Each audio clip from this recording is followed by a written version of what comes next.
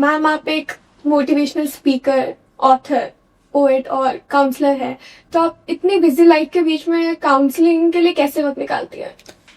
Counselling के लिए ऐसे टाइम निकाल लेती हूँ क्योंकि काउंसलिंग करनी मुझे अच्छी लगती है, और जब जो चीज़ आपको अच्छी लगती है उसके लिए आप टाइम किसी ना किसी तरह से निकाल ही लेते हो। मैं निकाल लेती हूँ टाइम इजीली।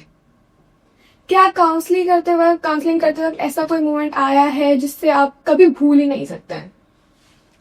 यस, एक मोमेंट ऐसा था कि एक बार मुझे एक लड़की का फ़ोन आया कि मेरी शादी को 25 डेज हुए हैं और मुझे लगता है कि मेरा डाइवोर्स हो जाएगा। वो मेरे लिए बहुत मुश्किल था सुनना, और मैं बहुत उत्सुक थी उसकी आगे जानने के लिए कि क्या हुआ क्या। तो वो मुझे कभी भूलता नहीं है, क्योंकि आप खुद ही सोचो ना कि कोई भी सुने कि आपकी शादी को 25 डेज हुए हैं और आपको लगता है कि डाइवोर्स हो जाएगा। तो वो मुझे याद है, उसे मैंने बहुत समझाया, और उसके बाद थोड़ी देर के बाद उसके अपने वर्ड से कि हाँ, मेरा हस्बैंड बहुत अच्छा है। जो आप ये फ्री काउंसलिंग सेशंस चलाते हैं, तो जैसे उसमें आपसे कभी किसी ने पूछा है कि बोला है कि आप क्यों ये कर रही हैं, इसमें आपकी कितनी एनर्जी कंज्यूम होती है, सब टाइम एनर्जी सब कंज्यूम होता है, तो आप फ्री में क्यों कर रहे हैं? मुझसे लोग ये नहीं पूछते, लेकिन जब उनको पता चलता है कि मैं फ्री में कर रही हूँ तो वो मुझसे 2 बार ये जरूर पूछते हैं कि मैम बिल्कुल फ्री है, मैम कोई चार्जेस नहीं है, ये जरूर पूछते हैं।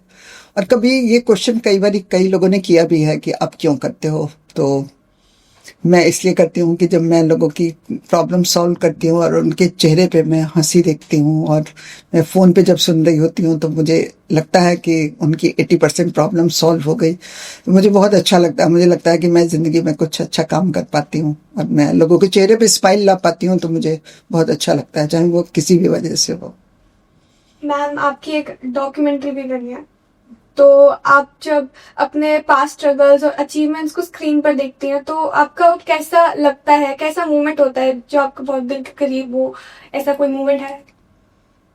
सबसे बड़ा मोमेंट तो यही है मेरी लाइफ में कि मैं इस एज में ये सब कुछ कर रही हूँ। मेरे लिए सबसे बड़ा अचीवमेंट ये है, और मैं आसानी से कर पाती हूँ। मैं कुछ ऐसा नहीं है कि मैं बहुत मुश्किलें उठा रही हूँ और बहुत मुश्किल से कर रही हूँ, और मैं बहुत नहीं, मैं बहुत ही खुश होकर करती हूँ और बहुत ही आसानी से करती हूँ। मुझे कोई मुश्किल नहीं होती कहीं पर भी, क्योंकि मैं मन से करती हूँ, दिल से करती हूँ, तो इसलिए मुझे कुछ प्रॉब्लम नहीं लगती।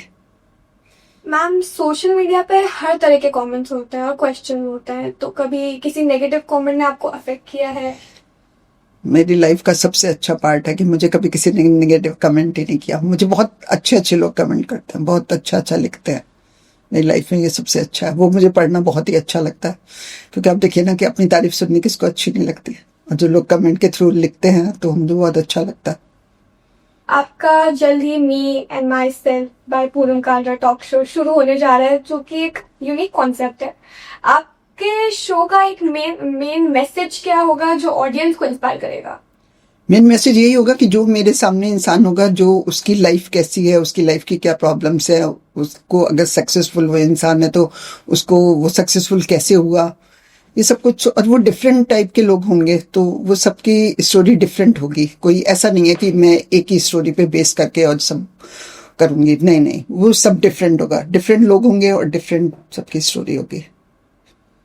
आपने 4 बुक्स लिखी हैं, तो आप किस बुक ने सबसे ज्यादा लोगों तक रीच किया, पहुंचा, और कौन सी बुक आपके दिल में सबसे करीब है, दिल के सबसे करीब? मुझे 4th बुक मेरे दिल के बहुत करीब है, क्योंकि मुझे ऐसा लगता है कि वो बुक जो लोग भी पढ़ेंगे वो बहुत ज़्यादा सीखेंगे, बहुत ज़्यादा, मतलब उनको लाइफ में जीना कैसे है वो आ जाएगा। तो वो मुझे बहुत ही पसंद है।